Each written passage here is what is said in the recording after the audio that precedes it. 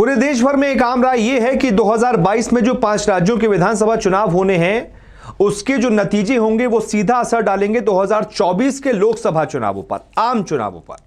लेकिन चुनावी रणनीतिकार प्रशांत किशोर, जिन्होंने अपने बलबूते चुनावी रणनीतियां तय कर करके कई सारी सरकारें बनवाई हैं, कई मुख्यमंत्री बनवाए हैं, प्रधानमंत्री मोदी को भी प्रधानमंत्री बनाने में उनका बहुत अहम रोल रहा 2014 में, वो प्रशांत किशोर ये कह रहे हैं कि ऐसा जरूरी नहीं है।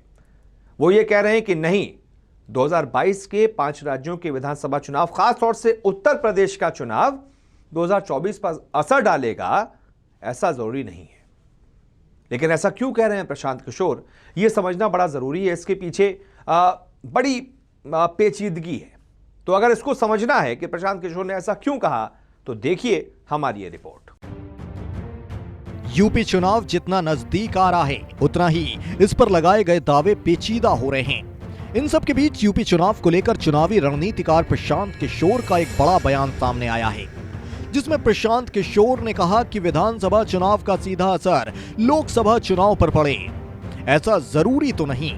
मीडिया से मुखातिब हुए प्रशांत किशोर ने यूपी चुनाव पर की जा रही भविष्यवाणी को लेकर साफ तौर पर कहा था कि 2012 में बीजेपी यूपी में नंबर 3 या नंबर 4 पर थी। समाजवादी पार्टी ने राज्य में जीत हासिल की, लेकिन 2014 के आम चुनाव में इसका कोई असर नहीं पड़ा। साल 2022 में यूपी का चुनाव सेमीफाइनल नहीं है। 2024 से पहले कई अन्य राज्यों में चुनाव होने हैं। कुछ लोगों का ऐसा मानना है कि यह चुनाव लोकसभा चुनाव की टोन सेट करेगा, लेकिन ऐसा नहीं है। हाल ही में प्रशांत किशोर का यूपी चुनाव को लेकर एक और बयान सामने आया था, जिसमें उन्होंने बीजेपी के खिलाफ विपक्षी गठबंधन को लेकर कहा था, हमने उत्तर प्रदेश चुनाव में देखा कि समाजवादी पार्टी, बीएसपी और अन्य दल साथ मिलकर लड़े, लेकिन फिर भी बीजेपी के खिलाफ उन्हें हार का सामना करना पड़ा।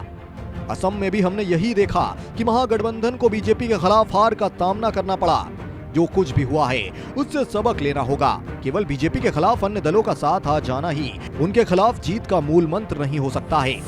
यही नहीं, प्रशांत किशोर ने तो यूपी चुनाव से पहले कांग्रेस को अपनी रणनीति बदलने की भी सलाह दी थी और कहा था, मैं राहुल गांधी की बात नहीं कर रहा हूं, मैं उस लीडरशिप के बारे में बात कर रहा हूं जिसकी अगुवाई में पिछले 10 साल से कांग्रेस चुनाव लड़ रही है। इस दौरान 90% चुनाव पार्टी हारी है। कांग्रेस को आगे जीतने के लिए खुद में बहुत बदलाव लाने की जरूरत है।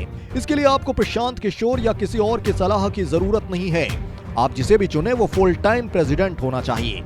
प्रशांत किशोर जिस तरह से यूपी चुनाव को लेकर बयान जारी कर रहे हैं, उसको लेकर यह साफ है कि अन्य राजनेताओं की तरह भी प्रशांत किशोर भी इन दिनों अपनी निगाहें पूरी तरह से यूपी चुनाव पर ही टिकाए हुए हैं।